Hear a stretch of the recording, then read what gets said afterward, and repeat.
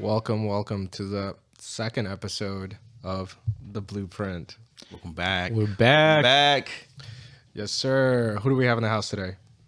You already know we have CDT, aka Dujo G, and the blueprint hits as hard as Bruce Lee. Yes, sir. You got the 1-inch punch. Freddie coming at you. My name, actually, I think I'm going to just stay with the name that I went with last time. It's Freddie B. Sometimes I'll be dropping on some hit beats or sick beats, can rhymes with some bars. Yo, I'm just Kira today. It's just Key Raw. Key Raw. Yeah, I'm tired. Today was long day. Today was a long day. Yeah. It's one of those days. Atlanta traffic got to you. Yeah, it did. I'm sitting Man, there. we all have those. It's all right. cooking. But we're here. We're here though. Yes, we're sir. here. Yeah, we made it. Before we get started, we gotta educate the crowd again today, man. What's the word of the day, fellas? Who wants Let's to take go. the lead Let's on go. that? What's the word of the day? Key Raw. The word of the day is... You don't know? No, I forgot. I thought bird was the word of the day because we're That was missing yesterday. Tony. No, we're missing Tony. We are missing Tony. Yeah, so bird. He's just, Honorary. yeah, he's out for the day, but hey, that's okay. I think the word of the today is. I think last time we had what, determination. Determination, yeah. Determination was the one. What would how would today's word of the day describe the topic at hand? That's a great way to go into it. How about dream? Dream. Yeah. I got you one better. Perseverance. I got one. All right, Kira. What about avoiding taxes?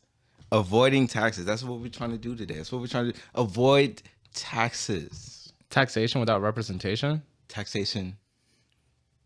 Just cancel taxation. No representation for taxation because nobody wants to be represented by taxation. That's honestly true.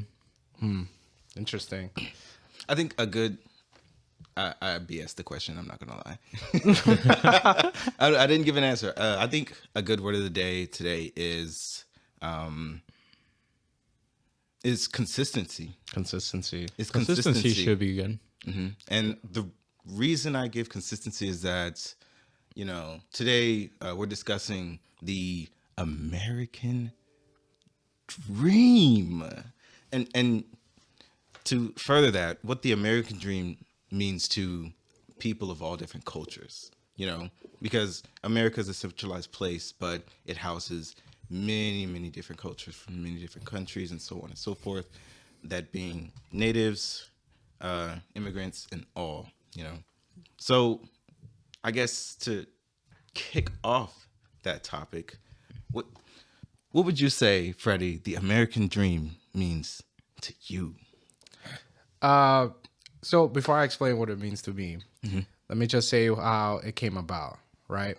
Okay. Back in 1931. Forgot we got to educate these people. Yeah, man. Right. It's knowledge, wealth of knowledge. Knowledge is power.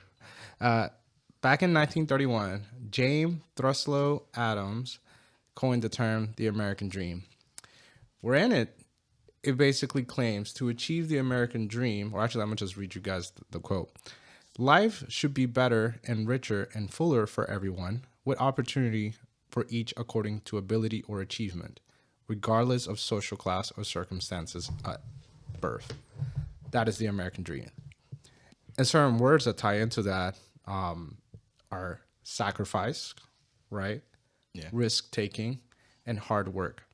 Which for me as a Latino, man, those words reach my roots. Because I can vouch for a lot of like immigrants or people just coming over the States, like their family instilled those values into them early on, right? The sacrifice that you have to do every day for you to grind and make your money, right?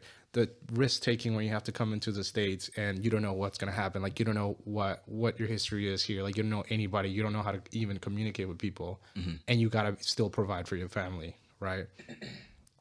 And more importantly, the hard work that takes, right? Like once you get here, that was half of the battle. Now you're just getting started. Like, what are you going to do? What type of work are you going to find, right? How are you going to provide to your family? Wow. Makes sense. And to add to what it means to achieve the American dream, it is said that to achieve the American dream, you have to have home ownership, education, right? and really just that attitude to keep pushing forward, right? And to give you guys some perspective, back in the 1900s, about 66% of people owned homes. Today, that still stands, but what is different is the cost of living, right? Inflation. Yes, inflation is crazy right now. So to give you guys some perspective, their average home is around $357,000, Crazy. which is the expected value, right? I'm sorry, that's the average listing price. So if you go like on applications like Zillow or something, Yeah. the home price is 357K or whatever. That's the medium.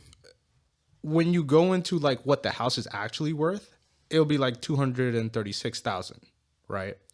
Now, when we look into like a monthly breakdown, that's around $2,517 for listing and around $1,675 for monthly value, right? Hold on, I'm still breaking down the math. Check it out. I'll let you go. Check it out. So, what's the average income in America? I don't have a stat, but Well, it I depends because the middle class is usually around Just say like the average, like average America, like no higher middle class. Just like I would say average. I would say around 50, 60,000. Yeah, I was gonna say 60. 60. So the average is around there. It's like 55, 50K. Yeah. That's 60 around 50, sometimes, 60. To give you guys some perspective, if someone's making around 80K, they're around that 1,866 monthly income when it comes to paying off the house. And what I mean by that is out of their annual 80K, if you take 28% of what they earn annually, which is what's stated to be like, hey, if you want to afford a home, you got to at least be able to put up 28% of what you get every month. That comes around to $1,866, right? That's at 80K. Could you imagine at like 50, 55? And then people ask like, why are people struggling? Why do people have like two jobs and things like that, right? It's just the way things are, right? But those are the current circumstances that we're in, and how a lot of people are going about them through life is that they have to go find second jobs. Family members have to go find other jobs to bring in the bread just so they could eat, right? Let alone us, trying to get through education and whatnot. And we're like, hey, we're still trying to figure out the situation about having a roof over our heads. Right.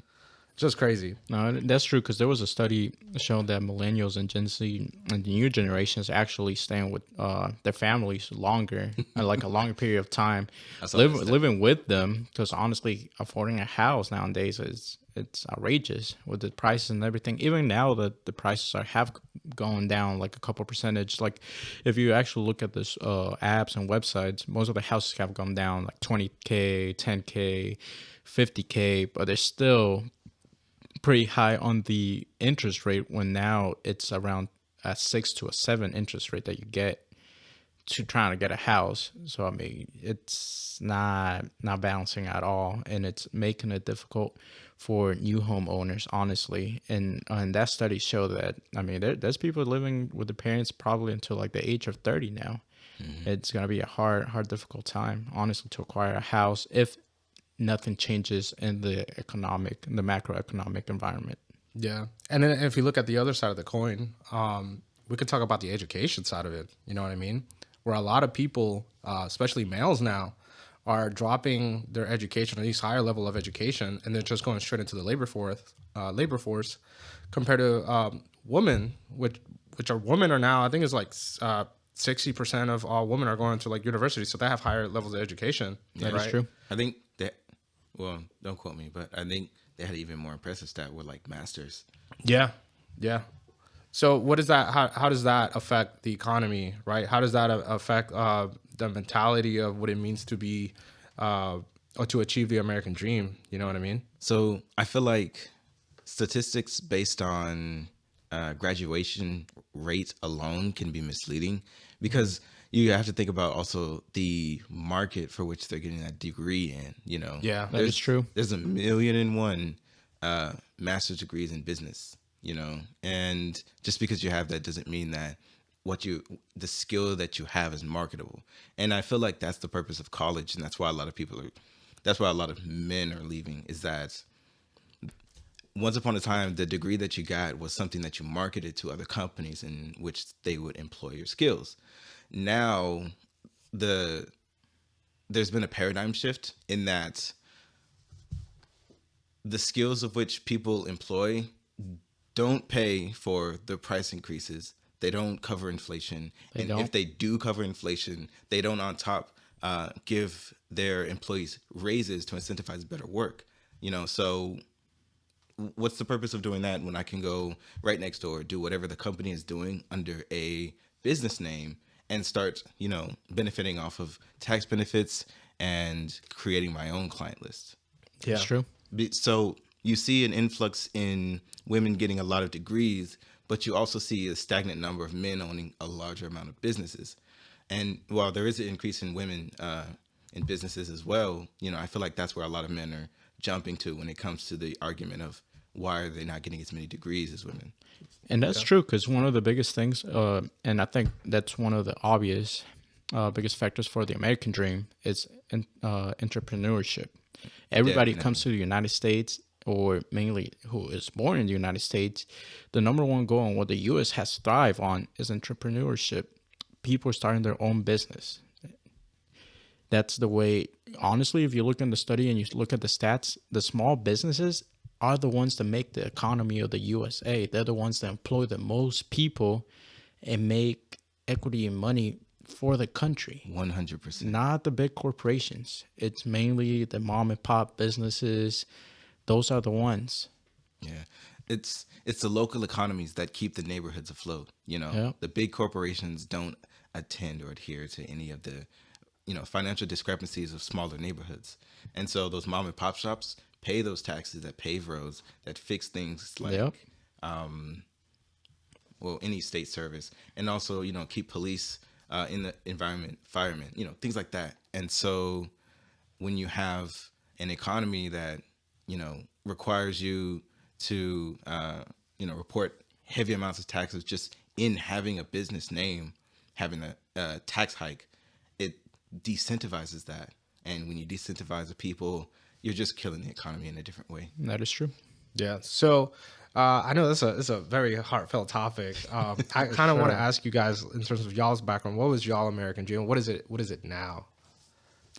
Well, I guess I'll start, but I would say for my American dream, it was mainly my parents. So my mom's American dream was to come over here to the United States and provide us, me and my brother, a, pretty much the education that you're not able to afford in the third world countries, and be able to have opportunities that you're not able to have in those countries and thrive, have a career, pretty much like the typical American dream. Get a college degree, buy a house, have a career, and then retire. Now, as of me growing up and my actual personal view of the American dream and everything, it has changed. When I was younger, definitely my view of the American dream was pretty much kind of in the same steps. Pretty much find a corporate job, get a house, start a family, and take a couple of vacations here and there. Pretty much work your 9 to 5, and that's pretty much it. While growing up and learning about the real world and how the world actually works, you're not going to achieve financial freedom with a 9 to 5.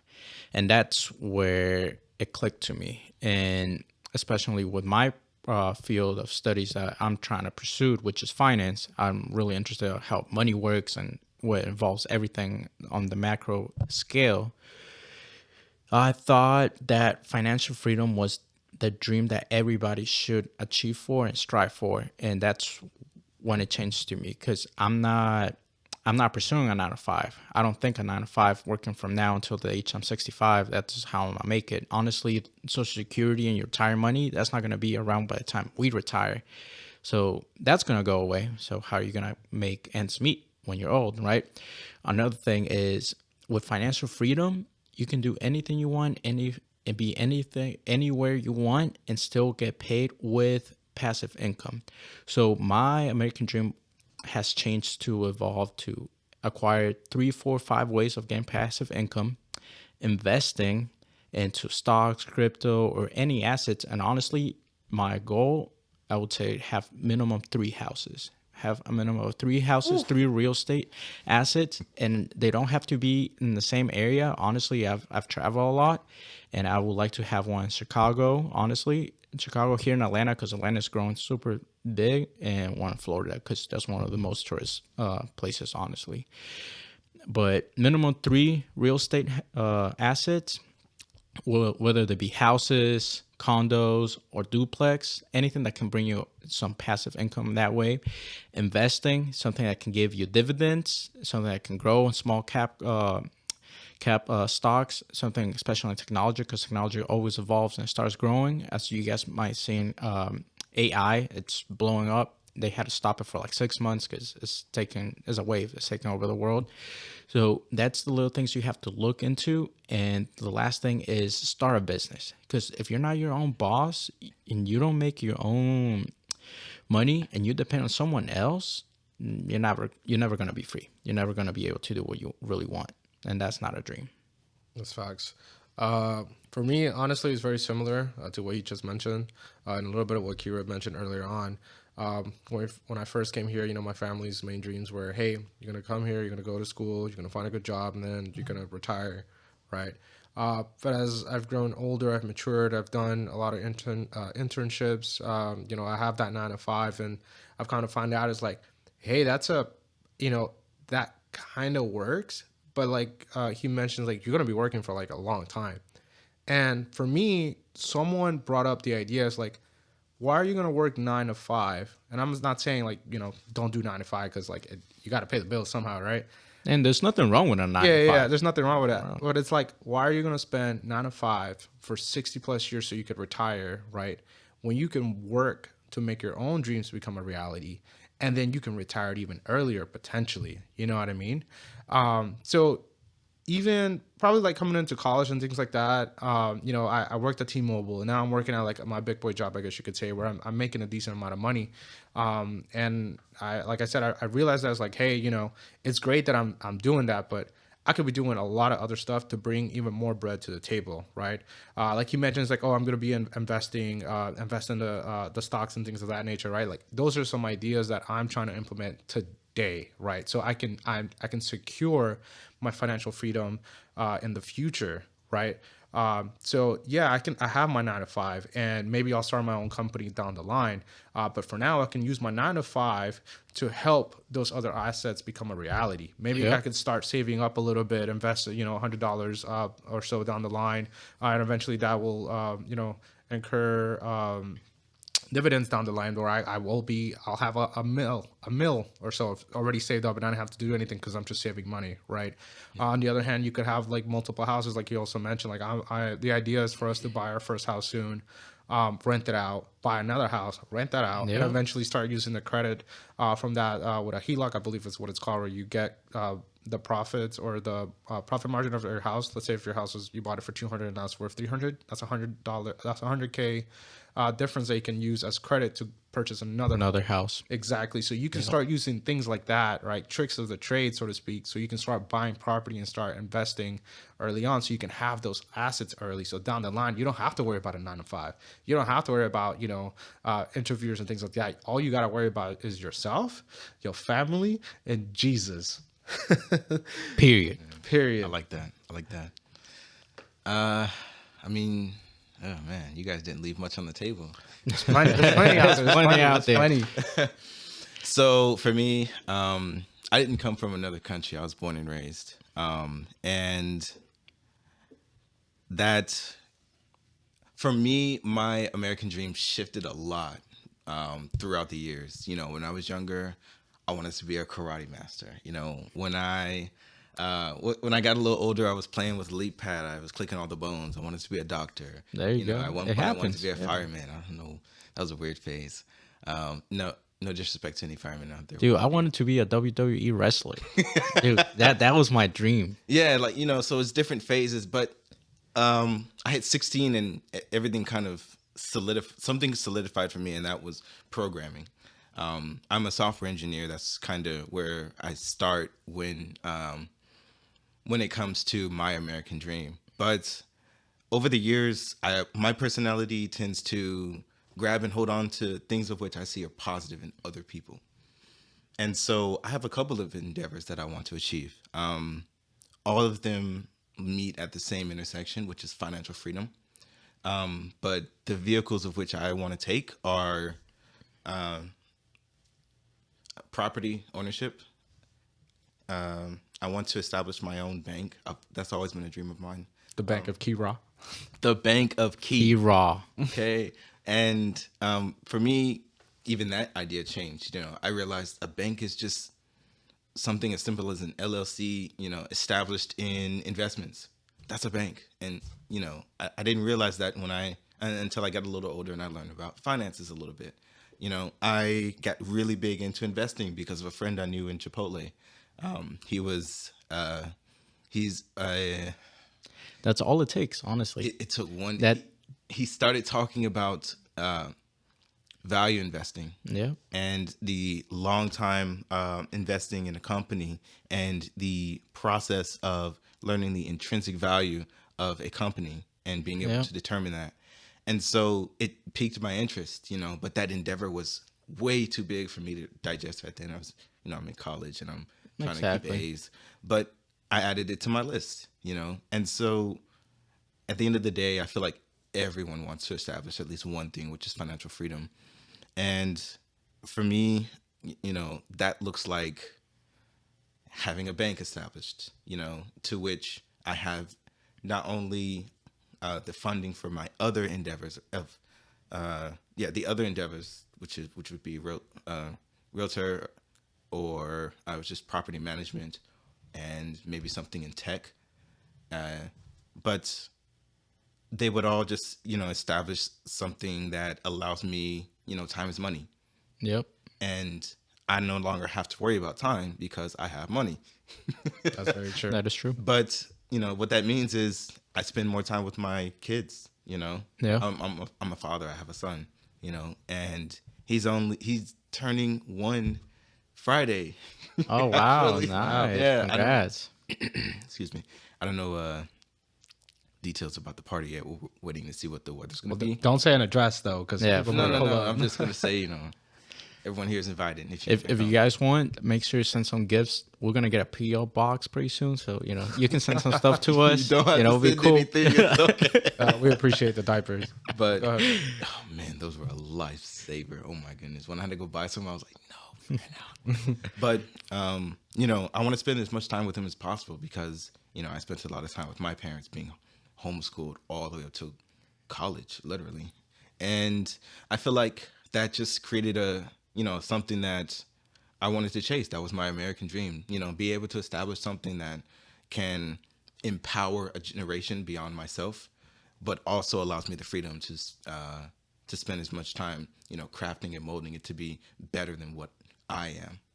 Yeah. Yeah. So that's a great point, man. Look, and it's interesting that you mentioned like generational wealth, because that is something that I've even started considering as well. And I know it's become a big topic nowadays. People are looking into it's cool if I make such and such money, but what about my kid? What about their family? Exactly. How have rich people, passed away and their family's still going? Wealth. Yeah. The trust funds, right? Yeah. The life insurance, right? How do we go into assets? That? Yes, all the assets. That's what I'm talking about. Like they're just never ending. It just never ends. So how do we establish that? It's assets at the end of the day. A business in and of itself is an asset. It has a worth. It has a net value. It has a market cap if it's being traded globally or nationally or internationally. If it's being traded, period. So having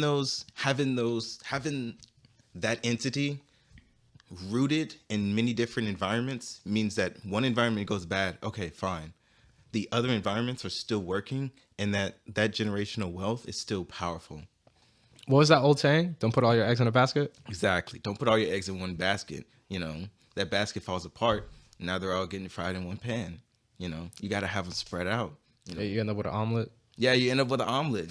And you got eggshells in it. That sounds terrible. It's the worst thing ever. So instead of recommending that, what would you guys say would be our 5 top tips? If you were to say someone's coming into America, hey man, or hey woman, right? Anybody really. Anybody. Here, this is what you need. This is the secret to achieve your American dream. I'll give one. I'll say establish a business. Establish a business. Get your EIN. Go to .gov. I don't know the website. We'll have it maybe link in the description. Establish a business name. You know, get your EIN number, which is employee identification number, and go and establish a credit. You know, that credit allows you to pay for any endeavor that your business is, for the market that your business is established in, and that's tax benefits, tax breaks, and you're able to, you know, have R&D with whatever it is you want to create without, you know, someone swiping all your money away. There you go. Tip number one: starting a business. I would say for tip number 2, definitely this goes to the younger crowd. Get a credit card as soon as you turn 18. Build your line of credit as early as possible. Yeah. Because with good credit, even if you don't have the biggest income coming into you, you'll have more opportunities to someone that has a bigger income and doesn't have the same amount of line credit as you. And the earliest you start, the better. And for parents, actually, you can start by putting your kids into your line of credit from the moment I think they're 1. And by the time they turn 18, they're already going to have a score over the 800 points. Yep. So I would say, honestly, the credit score here in the United States is, without a credit score, you're nothing. If you don't have a credit score, you're not going to be able to get a car, a loan, rent an apartment, anything. Or you can't even get a phone at T-Mobile. Exactly. Not even a phone at T-Mobile. Look at that. Pay out cash. That's crazy.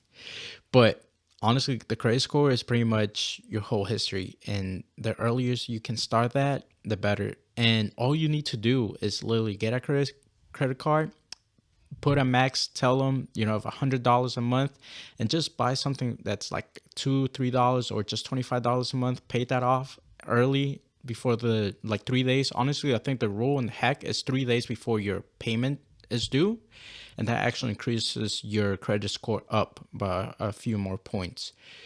So I would say definitely start that the earliest possible you can.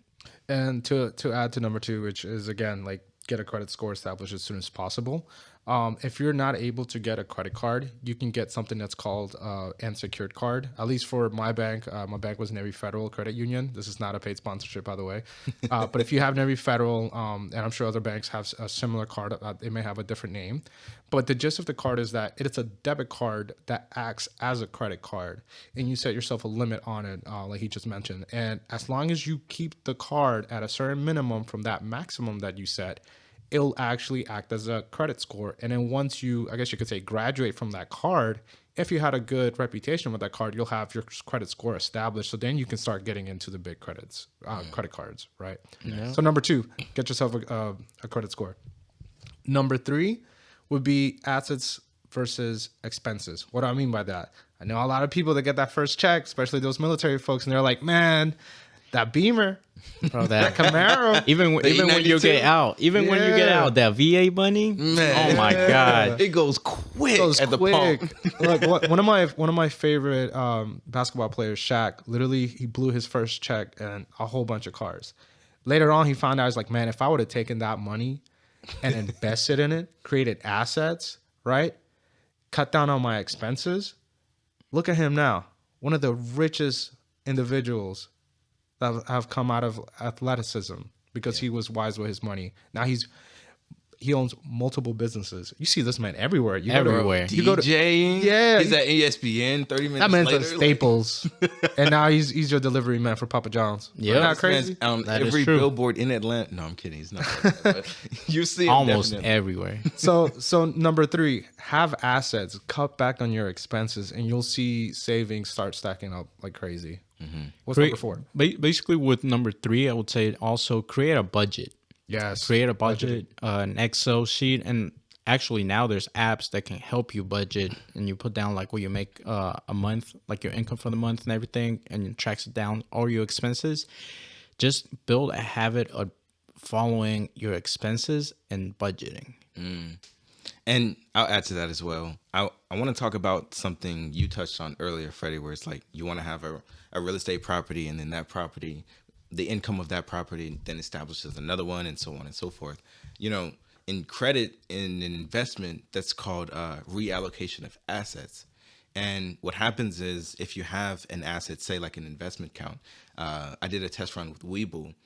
The amount of assets that you've established, you're able to borrow from that and then reallocate it and say, I have 5,000. Yeah, you borrow against your asset, right? Yeah, borrow against your asset. And you could do so up to 200%. So say I have 5,000 in a dividend fund, you know, and it's still got its monthly return. Then I take 10,000 of that and I put it in, say, Disney or Apple, you know, and the Disney stock, or say Apple, the Apple stock will continue to, you know, grow and give returns. And so the amount of money of which I borrowed from this asset pays it in the difference. And so basically the asset is eating the amount of money that it borrowed. And so you take that money and reallocate that into something. Yeah, and after a while, you just end up making more than what compounded assets, and it's like it's Mind just blowing. growth, It's mind blowing. So what would be number 4? And since we talking about investing, Number 4. Honestly, for number 4, again, going back to being young, you know, you get that first paycheck. Let's say you start pretty much, honestly, I don't know if it's still the average age here in the United States, but mainly a lot of young people start working around their 15, 16 year, within their 15, 16 years. So I would say, you know, those $200 that you get for those 2 weeks of that week, you know, it's cool to try to go out to the movies, buy clothes and everything. I did it. Like my first paycheck, I bought an iPhone 5. And I blew it all in the iPhone. It was cool and everything, but honestly, I would say save $100 a month. From the moment you're 15, 16, if you can just save $100 a month until you're 65, just doing that simple thing, and just putting it away, you can. It will come up to almost $60,000. It's around like 56, something around there. It will be almost $60K just saving $100 a month, and that's not saying if you invest those $100 a month into the S&P 500, it usually has a year return of 5 to 8%. So you're getting actually compound interest, and those $100 a month that you're putting in there from the age of 15, 16 until you're 65, man, you're gonna have compounded interest on your money that you're investing, and you're gonna be able to retire comfortably.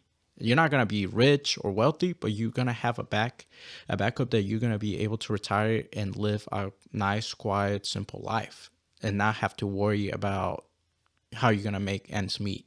Because honestly, by the time we retire, you know, that retirement money, the Social Security, that's not going to be around anymore. There's been studies and it's been on the news, it's been said, that's just not it. So you have to have a backup plan, and you have to have a backup plan for your backup plan, honestly. And that's where it comes.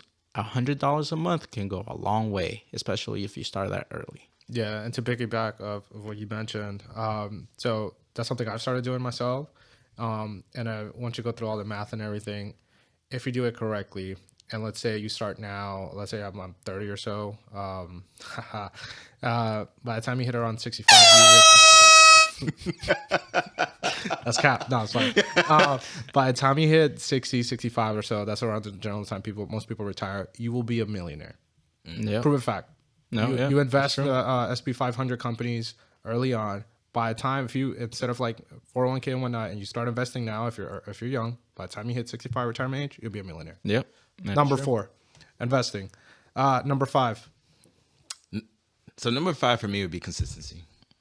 And the reason I say consistency is because the American dream takes hard work. It doesn't matter if you were born here. It doesn't matter where you come from. It doesn't matter what you look like. It's work regardless. You know, some people inherit, some people have things easier than others. That doesn't really matter. When it comes to building and maintaining, you know, an American dream, it takes hard work. It takes consistency.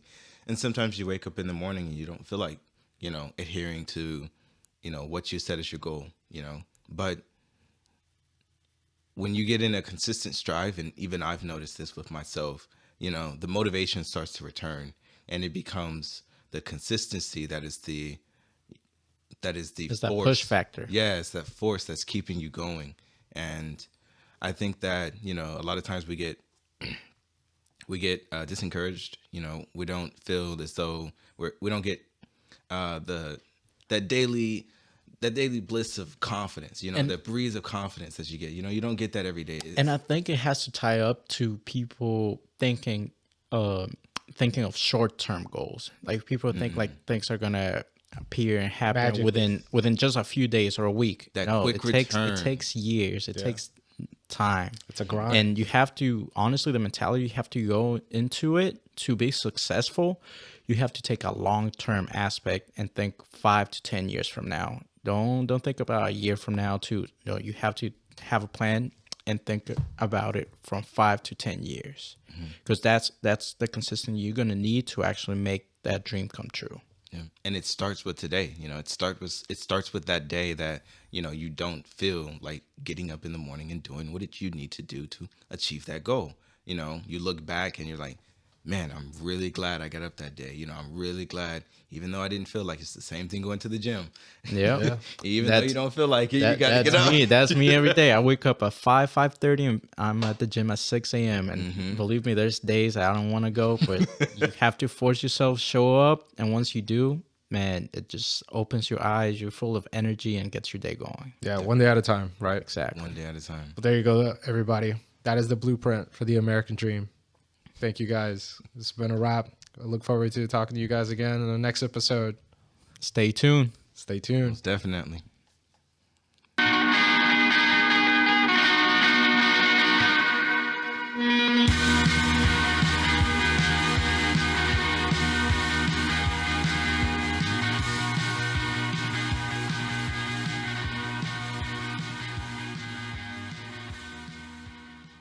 What is up, everybody? It's your boy, Freddie B. If you enjoyed today's episode, be sure to leave a like, follow us on social media, hit the subscribe button, and hit the notification bell to be notified of any future episodes.